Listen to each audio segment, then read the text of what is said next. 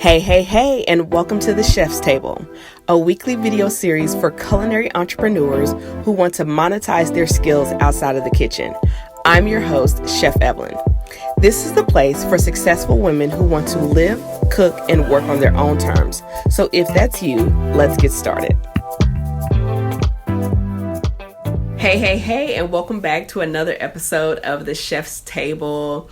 I'm your host, Chef Evelyn, and in this video, I want to talk about some of the things that I focus on to help my clients differentiate their brand as a high-end culinary brand from a traditional food brand, culinary brand, right? And so I know I talked before about what a high-end culinary brand is and what a high-end culinary brand is not. But in this video, I kind of want to talk about some of those differentiating factors so that you can kind of see, are you there? Are you on the way? Are you even considering these things? And so that you can notice a high-end culinary brand when you experience it, right? So if you're new here, welcome. Thanks for coming to hang out with me today. I hope you find this video valuable. Make sure that you subscribe because I don't want you to miss out on these weekly trainings that I do. Drop these videos every single week, and so make sure you turn on your notifications so you can get notice of it, right? Like, think of it as continuing education for your culinary business, okay? And also, if you are returning, well, girl, listen, welcome back. You know, the Chef's Table is like a weekly video series that I do specifically for women culinary entrepreneurs. I know there are some gentlemen who watch my videos. Hey guys, how you doing? Welcome. You are always free to come and hang out and chat with us in the comments and ask questions. You can even come hang out with me on Instagram to kind of see what I'm doing behind the scenes. I share kind of the behind the scenes of like my week and what's going on and if I'm doing any special projects and all that kind of stuff. So let's talk about the difference, okay, that you really should be focused on when you're building a high-end culinary brand versus if you're building just a traditional brand. And if you heard me say this before, you can be successful without a high-end culinary brand, but on this channel, I have a preference for a high-end culinary brand. That's what I've built. That's what I know. That's what I teach my clients in the Chef's Table's experience. Like, it's all about building a premium luxury food brand. Okay, so with that being said, I've got about 8 to 9 things I want to share with you. If you haven't been here before, or if you haven't noticed, if I'm looking down, it's because I have notes, because I value your time. I want to make sure that these trainings are valuable for you and that it's worth you spending your time and hanging out with me, right? So I don't take that lightly. So I want to come prepared, right? Like, to make sure that I'm giving you the juice, the good stuff, right? And not just some other, random bobbling head on the internet. Like, this is a diversion. You ever search for something on YouTube, which is maybe how you ended up here, maybe someone sent you this video, or maybe you're subscribed, but you may have found me by searching. You ever subscribe to a video, or you search for a video or search for something on Pinterest or on Google, and you get the blog article or the podcast of the video, and you're just like, that was a waste of my time. My goal is not to do that. So that's why I have notes. So that's why I look down. That's why we're here. Okay, back to the point. Back to why you're really here. Let's talk about these differentiating factors. So the first one is that when building a high-end culinary brand, you don't want to solely focus on offering a high-end service as much as you want to focus on offering a high-end experience. And sounds similar, but they're very, very different. I don't have this container of a YouTube video is not big enough for me to really dive deep into the difference between what I mean about, you can have a high level quality of service and not have a high-end culinary brand, right? So yes, you want a high level of service, but it's really about a high level premium experience. And I spent a whole session on this with my clients about how to really build that into their brand, how to build that premium experience in there. But that's kind of the difference. So you'll see some brands who offer amazing service, right? Or an amazing service, right? But that doesn't necessarily make them a high-end brand, right? So you can get good service and not necessarily be a high-end brand. The second thing is the way their prices are structured. So you've heard me talk about that. Yes, having a high-end culinary brand charges premium prices, but that's not the only thing that makes the brand. And also, those prices are not based upon your typical food cost plus labor, right? Or food cost plus hourly rate, which is what we're taught in culinary school, which is what most people kind of tell you, like, what's your cost of goods to deliver the product or service? How much time did you spend on it? Are those components to the formula that I use on how to charge premium prices? Absolutely, right? Like, we got to do the hard nuts and bolts of business, food costs, labor, things like that, raw materials, things like that.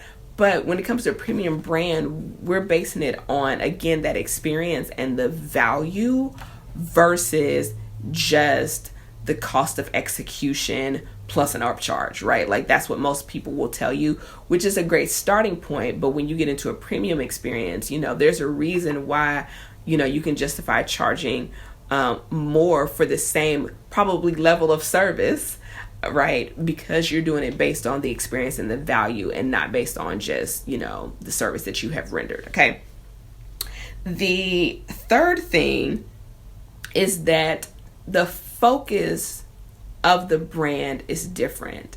So a lot of entrepreneurs, culinary or not, go into entrepreneurship because they didn't like their job, or they didn't like their boss, or they didn't like what they were doing. And that's fine. Listen, that was one of the reasons why I went into, some of those are some of the reasons why I went to entrepreneurship. I wanted to own my time. I wanted to, control how much money I can make in a year and all that kind of stuff. And that's fine. Like, there's no judgment there at all, right? But when it comes to building a high-end culinary brand, the focus is really on your clientele, not on you. So, it's a what's in it for them, right? Like, why would somebody be like beating down the door to want to pay you premium prices and be a recurring client? I've told this before that on the consulting side of my business, kind of like with the chef's table that I talk about, right? At the highest level, I work with my clients one-on-one, and one of my one-on-one clients pays me multiple 5 figures to work with me, right? And she told me that working with me, even at a multiple 5-figure price point, was a steal of a deal.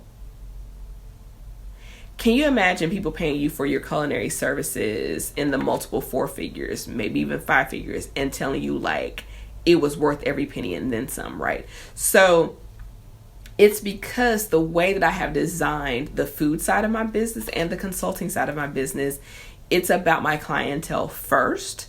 So everything that I do, even these videos. So for those of you who are not even my clients, at all, who may never become clients, or who are maybe like, girl, I'm ready, I've been watching these videos, I'm ready, and everything in between, even these videos are built and designed with you in mind, right?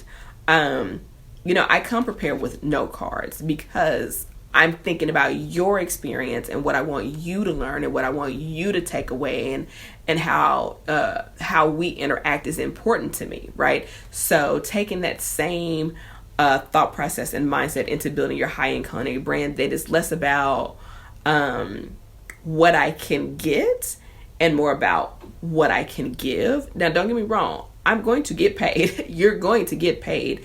Like, we're not ignoring that. I'm not woo-woo, right? Like, this is a business, not a charity. However, my approach and the approach that I teach my clients about that is different.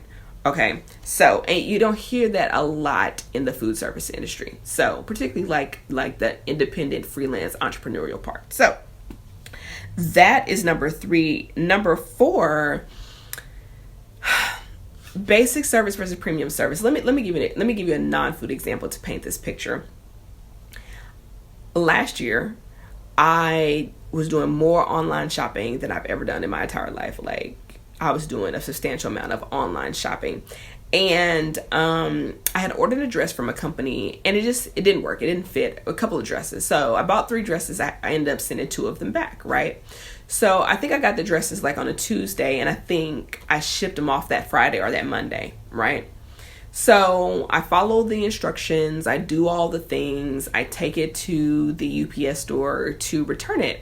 Thinking I was good, waiting to get like my email confirmation, like, hey, we received your items and here's your refund, ... Okay, great. Instead, what I get is about a week later is I get a package at my door where the company has taken the time to repackage my items and send them back to me. And their reasoning was, oh, you have 7 days from the time that the item is shipped to return it, not even 7 days from the day that you receive it. And I was like, well, that makes no sense. We're in the middle of a pandemic. It took 4 days to get here. That means I've literally got a day or two, and then I've got to return it. Like, are like, people work, people have businesses and jobs and families. Like, that's kind of ridiculous, right?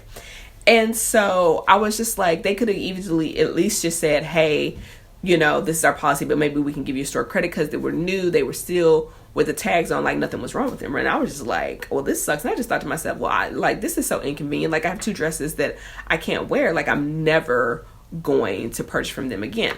Now I want you to contrast that. But here's the thing, that's kind of standard service. It didn't fit. I packaged it up. I had to drive to the UPS store. I had to print the label. I had to send it back. I had to do all the work. That's kind of industry standard, right, for online shopping. Now, let me tell you about a different experience I had with another retailer. Same year. I ordered something from this company. And believe it or not, this company, I was actually ordering from overseas, right? So you're talking about longer shipping potential times, more expensive shipping, all this kind of stuff. My items actually got here sooner, but I ordered something from this company, and when it came, my order was wrong. So I went online and I filled out to figure out what the return process was. Let me tell you, they were like, no problem. Put it back in the box that we sent it to you in, and we'll send somebody to your door to pick it up. What? So I don't have to get dressed, go package it up in another box, go print a label, go ... They were like, we'll send somebody to your door to come pick it up. I was like, okay, point number 1. Then they assigned someone specifically to me to monitor my case. They let me know when the courier was coming to pick up my package. They let me know when they received it. They let me know when they processed it. They let me know when my refund was processed, when they were sending the update, when it was final. And even when it was over and I had let them know everything, the same person was emailing me the whole time. It wasn't just automated emails. It wasn't random people. It was the same person dedicated to my case the whole time. And then even if it was done, it was like, is there anything else, that we can do? Have we rectified the problem? Thank you so much. I thought to myself, I'll shop with them all the time. Like, I even though they got my order wrong. Now, look at the difference. The first company did not get my order wrong. The clothes just didn't fit, right? The second people got my order wrong. And I'm like, oh, because the first company gave me basic service, industry standard. The second company gave me premium service.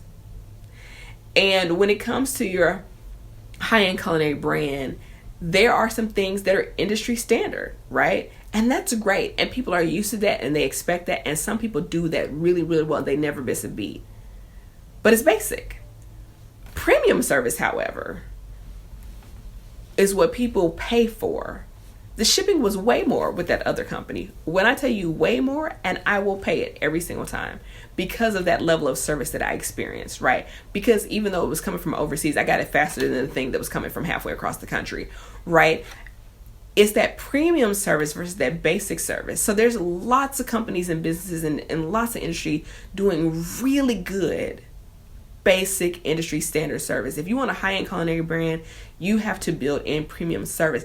The challenge is a lot of times we don't know what that looks like when it comes to having an individual culinary brand. How do I take that same type of experience that I had with brand number 2 and build that into my business, right? As my own standard. So something you definitely want to consider.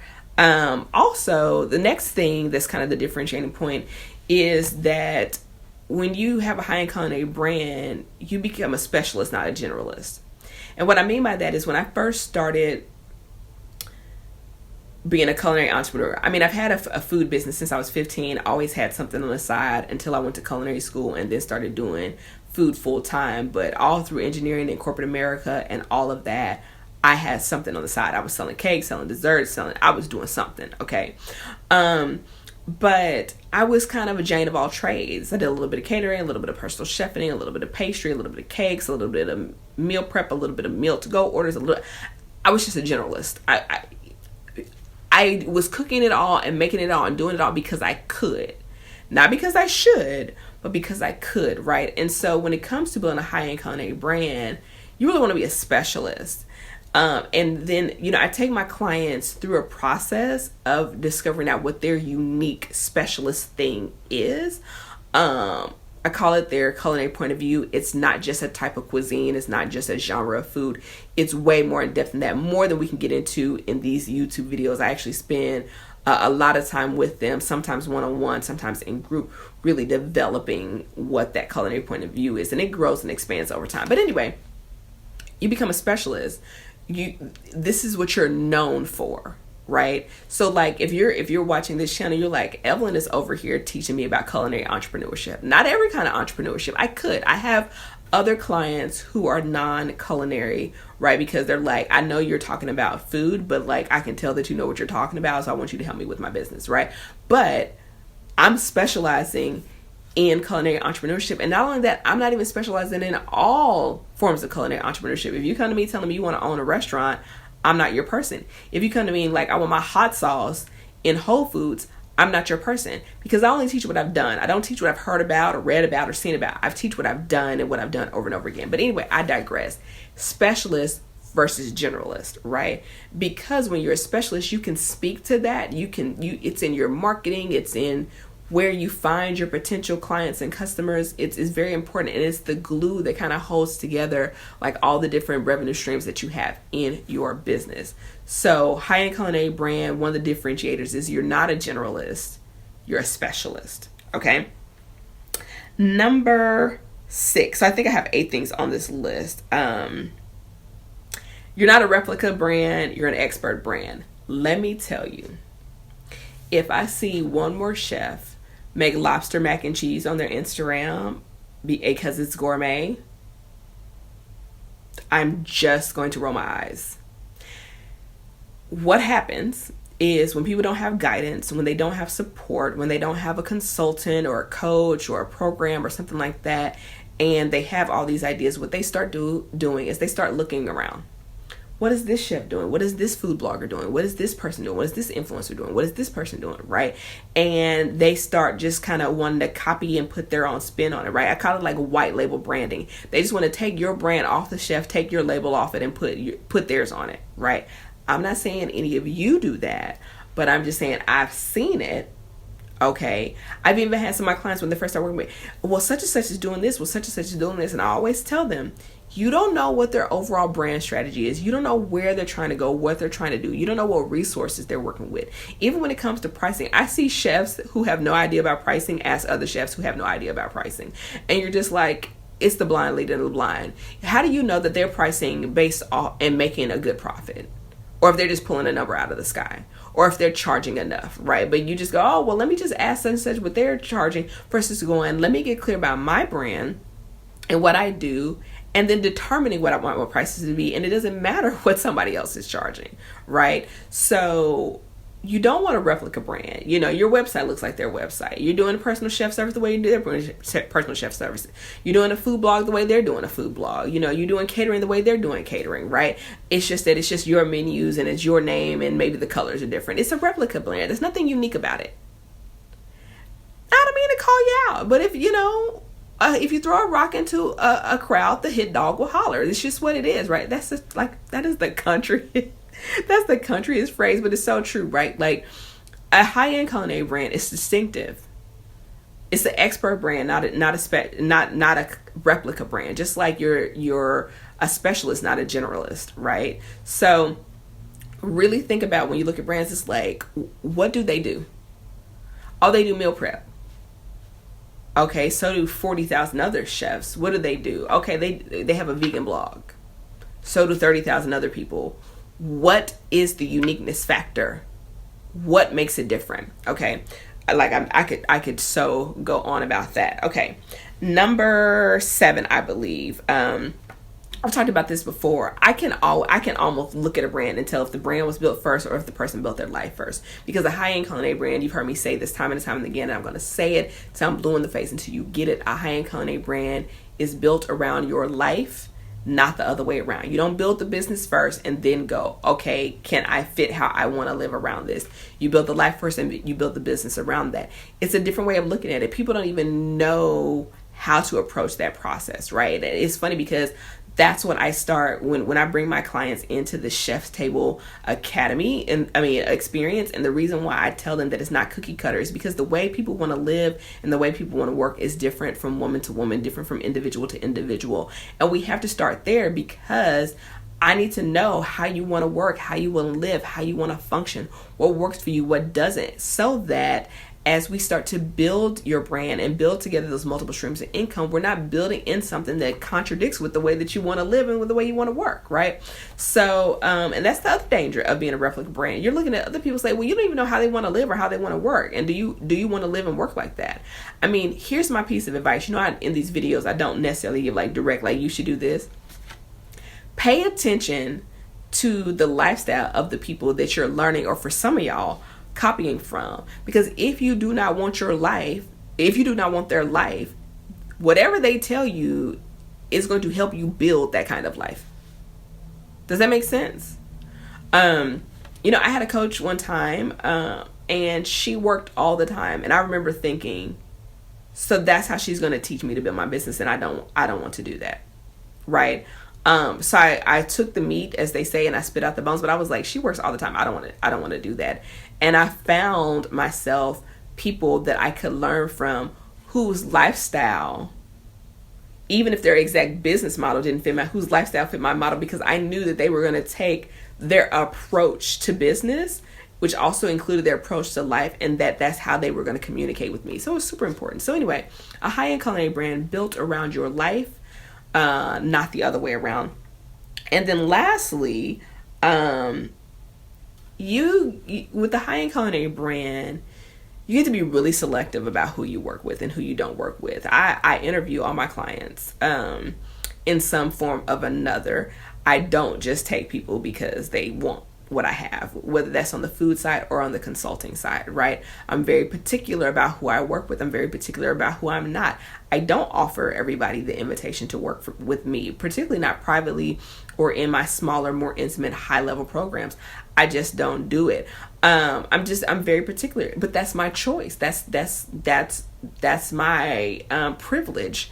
As the owner of this type of brand, I'm not in desperate need of the sale or the revenue so much that I have to take on anybody, which a lot of times you see people, people talking about, oh, I cater weddings, but I can't stand brides. Well, do something different, or adjust your business model so that you can only work with the kind of brides that you want to work with. This is really, really, well, I don't want to say it's simple. There's a formula that I have worked on for years that I walk my clients through on how to get really clear on, like, there's certain requirements to work with me, whether on the food side and the consultant side. Like for example, my clients know that if they're going to work with me, in a high level, in an intimate capacity or one-on-one, that it's a significant investment. They don't bark at it. They don't skulk at it. They don't waste my time. They don't hem and haw, whatever. They have their mind made up by the time they get to me, because they already know you're not about to waste my time. They do the work, right? Like, if I give them something to do, they go do it because they want the results, right? They take initiative. They ask questions. They pay on time. Sometimes they pay in full. A lot of times they pay early. There's just a certain level of expectation that I have for my clients, but I also give them that premium experience. On the food side, my clients and potential clients know you're going to pay me in full. You know what I'm saying? I'm not going to do any work until I'm paid. Like, it's going to be a premium service. I'm not going to do things at the last minute. I'm not going to jump through hoops or whatever, right? Because I know that I am providing them with this premium experience, and I'm not going to shortchange it because they want to be raggedy. Not going to do it. So with that said, I hope this video was helpful, kind of those differentiating factors between a high-end culinary brand and like a regular, really good standard brand where people are, doing well, making good money, but you couldn't pick it out in a crowd, right?